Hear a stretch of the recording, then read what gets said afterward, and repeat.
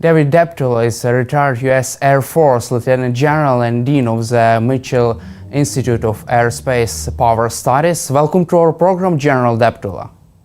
It's great to be here again. It's been a while since we've chatted, but I'm glad to catch up. Russian dictator Vladimir Putin said that his army would finish off Ukrainians.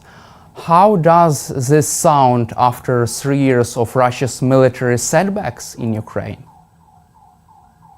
Well, I think it reflects the intent of Mr. Putin, and that's what he's interested in, is trying to capture all of Ukraine.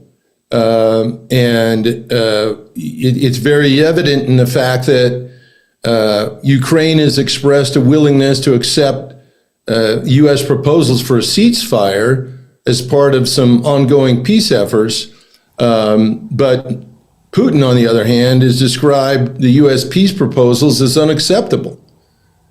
His preconditions for any kind of a ceasefire, Putin is insisting on terms that would effectively dismantle Ukraine as an independent functioning state. So Putin doesn't want peace, he wants Ukraine, and he's prepared to do whatever it takes to achieve his objectives. For Putin, the peace talks are simply another means to conduct psychological warfare. Now, President Trump wants the killing to stop to save lives, but Putin doesn't care about lives. He only cares about exerting control over Ukraine. And while Putin could achieve a ceasefire immediately by halting his aggression, he will not do so voluntarily. He needs to be forced to do so. We will cover with you ceasefire talks after the several questions, but I also would like to cover Russia's recent decisions. Vladimir Putin has called up 160,000 men, Russia's highest numbers of conscripts since 2011. What does this decision indicate as President Trump tries to negotiate a ceasefire, as Vladimir Putin trying to calling up more men and women for this war against Ukraine? Well, I think it underlines and demonstrates the point that I just made, and that's that he's really not interested in achieving a ceasefire or peace, and quite frankly, he just wants to send more people to get killed in what he believes he has an advantage in, and that's conducting attrition warfare. The fact of the matter is, while that is a World War I tactic that saw millions killed, Ukraine has responded with initiatives to a degree that has allowed it to hold off or stave off any kind of additional incursions that Russia might make by simply throwing more personnel into the fight. You just mentioned that Vladimir Putin believes that he has military advantage over Ukraine. Do you personally believe that Russia has a military advantage over Ukraine in this fight right now? Well, it's an interesting question. I don't want to parse words here. But he doesn't necessarily have a military advantage. He has a size advantage, okay? In terms of the relative populations of Ukraine and Russia, Russia is certainly bigger. In terms of numbers of forces, Russia is bigger. But that doesn't necessarily mean they have an advantage. Remember, this is the leader who thought that he could capture Kyiv in 3 days. And here we are 3 years later. And that's, again, because of the persistence, the values, and the innovation that the men and women of Ukrainians' military have exhibited in defending their country. And do you believe that Ukraine can still turn the tide in this war despite all the odds? Yeah, no, absolutely I do. The fact of the matter is that Ukraine is going to require support from friends, partners, and allies in order to allow it to sustain its operations. But there's no doubt that character and the will of the people are a fundamental element of warfare, and that's where Ukraine has an advantage. Also, recently, Ukraine has struck Russia's Engels 2 strategic aviation airfield, destroying 96 Russia's cruise missile. How can you assess this result and other results of Ukraine's deep strikes inside Russia? Yeah, well, these deep attacks highlight an air power warfighting truth that's backed by history. And that's that striking the source of offensive operations contributes to preventing attack from before it happens.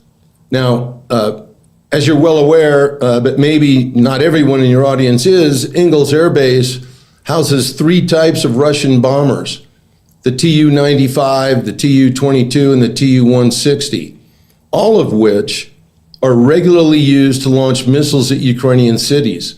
So it's logical that this airbase is a top priority for Ukraine's long-range cruise missile attacks. But as you stated, these attacks are not just about the bombers. The destruction of those 96 air-launched cruise missiles at Engels meaningfully degraded Russia's capacity for missile strikes. So in fact, many assessments out there deem this the most successful Ukrainian targeting of a Russian munitions depot in 2025. So for similar reasons, Ukraine's increasingly been targeting weapons factories, ammunition warehouses, and aviation fuel depots far inside of Russia. And that reduces Russia's ability to wage war and its aerial bombardment of Ukraine. So deep strike and denial of sanctuary are enduring advantages of air power.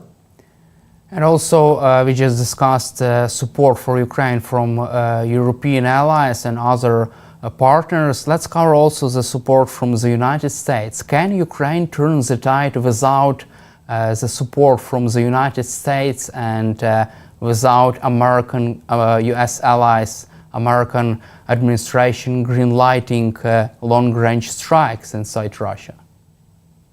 Well, once again, you know, I've long been in favor of not putting any restrictions on weapons that would be offered to Ukraine that otherwise would yield the Russian sanctuary. I mean, that violates all the principles of warfare. But to get back to your original question, I think it's still a hypothetical, and I sincerely hope that the United States continues its weapons support and support writ large for the principles and the specifics for which Ukraine is fighting. Whether or not this administration will continue to do so and why is a question I can't answer. But the rest of the countries who make up Europe understand the significance of what's going on, and I believe you've already seen their commitment to continue to support Ukraine.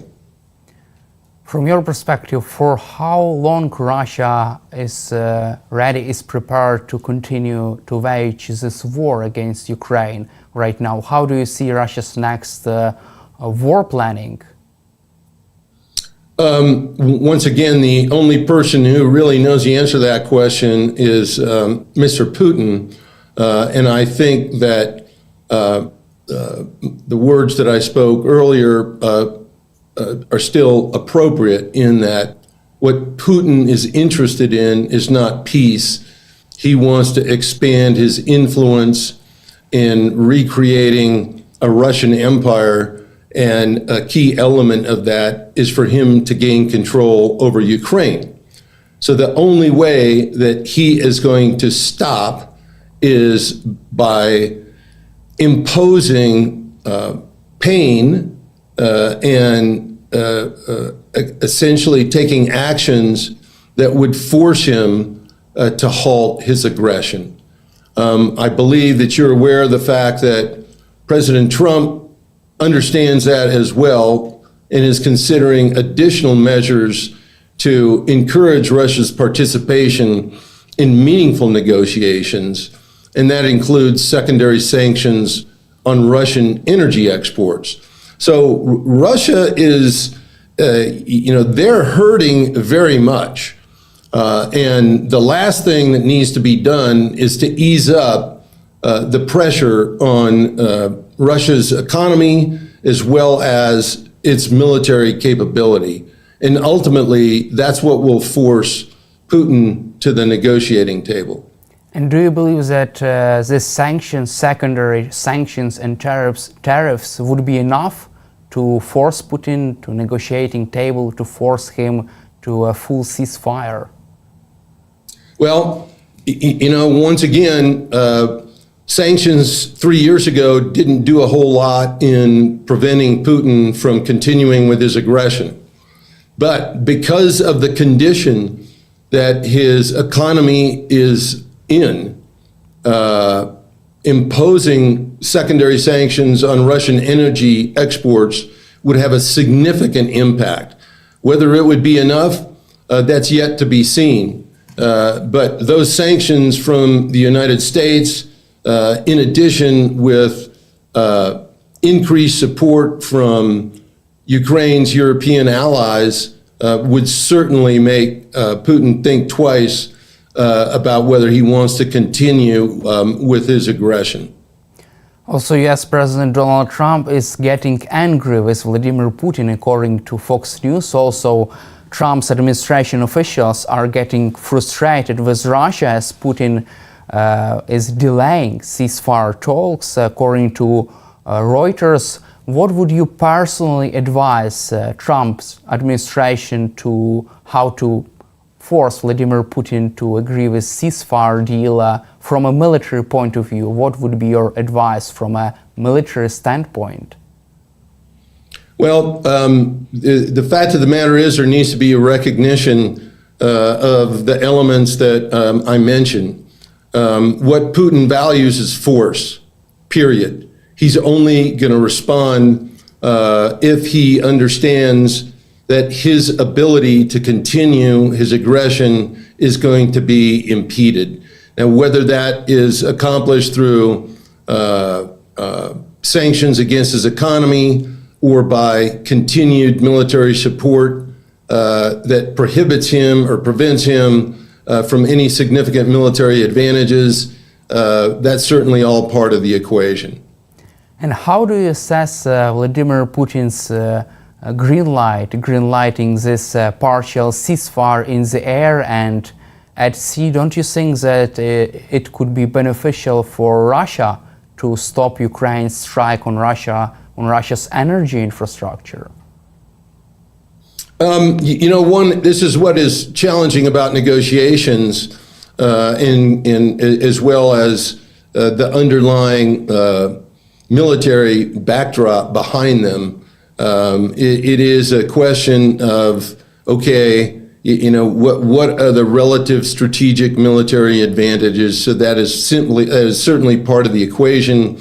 But those proposed cessations of hostilities with attacks against energy and those in the Black Sea certainly wouldn't halt critical strikes like the one we just discussed at Ingalls Air Base. So it's a complex question, but one that has to be determined by Ukraine's leadership when entering into these kinds of negotiations. But as I mentioned earlier, President Zelensky's already expressed willingness to accept the U.S. proposal, and Putin has turned it down. So, next move, Putin. Also, the UK Prime Minister Keir Starmer and French President Emmanuel Macron are leading the coalition of the willing countries who are ready to deploy troops to Ukraine in case of a ceasefire deal. Don't you think that it is too early to discuss such military plans as Russia just has rejected Trump's proposal on a ceasefire? Well, I don't think it's ever too early to talk about courses of action. And like you stated, both France and the United Kingdom are looking at alternatives, and both have committed substantial military and financial aid, including vital air defense missions. The coalition also reached consensus on sanctions that none imposed on Russia should be lifted as part of any temporary ceasefire agreement. But it's still unclear if the deterrence mechanism that's being discussed by this group is victory, peace, or just keeping Ukraine in the fight. The success of such a coalition is contingent on credible security assurances that Ukraine can win against Russia. So we'll see what happens as time moves on.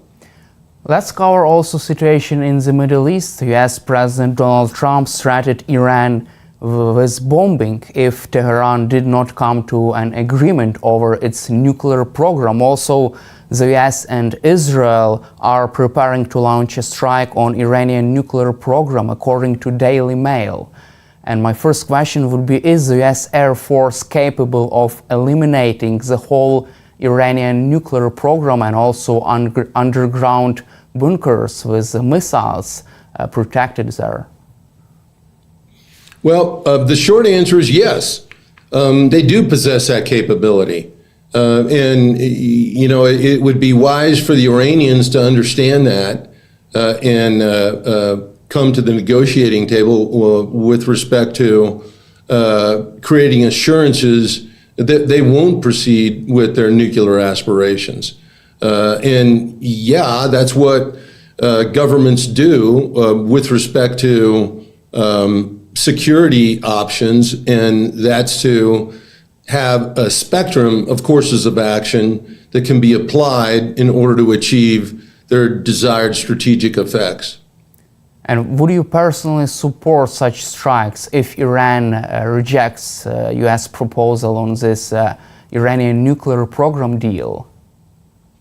Well, you know, look, I'm not involved in the specific negotiations, so you know, it's a difficult call, but the fact of the matter is that one has to have credible military force for these negotiations to proceed. And the combination of the capabilities that reside with the Israeli government as well as the United States are ones that are significant enough that underlie that credibility. So the potential of significant strikes that would reduce or perhaps even eliminate Iran's potential nuclear breakout, if you will, is a real one. And also, Iranian military has called for a preemptive strike on a US base in the Indian Ocean before US strategic bombers stationed there can be deployed to attack targets in Iran. What could happen in such case? And do you feel that it could be as a negotiating tactics from Iran? It is relatively implausible that, you know, I just spoke to you about the credibility of military threats, and frankly, that's not a credible threat that Iran's capable of conducting. Or if they did, as you saw with the response when they attacked Israel with over 200 ballistic missiles, we have the capacity to defend against such an assault. And what is your assessment of the recent US military strikes on Houthis in Yemen?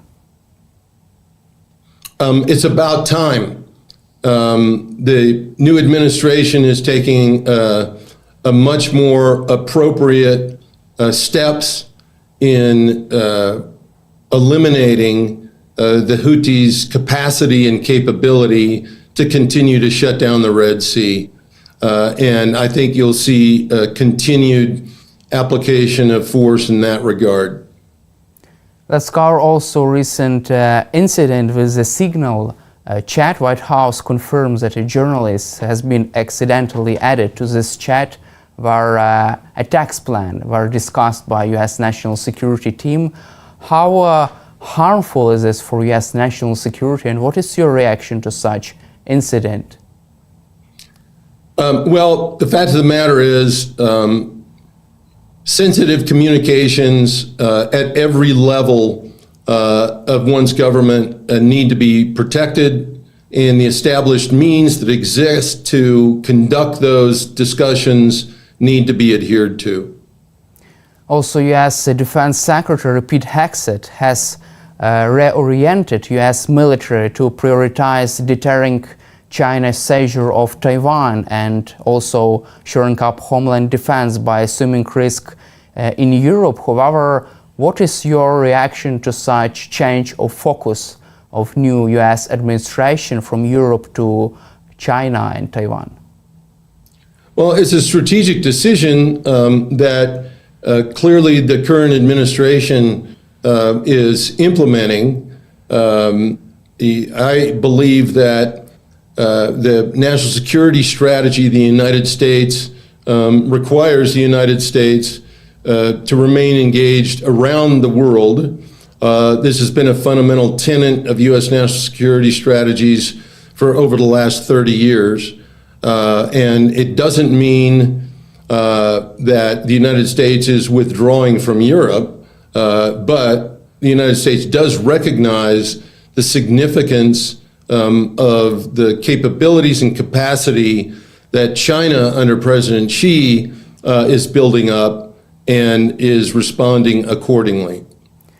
Also, yes, President Donald Trump has directed to create an Iron Dome over the continental U.S. to protect the United States against the air threats from adversaries around the globe. What is your assessment of this idea of creating a big Iron Dome over the United States? Well, it is a very challenging problem or challenging endeavor. It's important to recognize that Iron Dome over Israel is about half the size of the state of Rhode Island. For your audience, Rhode Island is the smallest state in the United States. So it's a very, very small area. And it's very different to conduct a point defense of a small area that's defined in a couple of hundred square miles as opposed to the entirety of the United States of America. So the Department of Defense is actively working to develop a concept of operations and an architecture that are going to be proposed, which will likely go to the White House and President Trump's consideration in the coming weeks.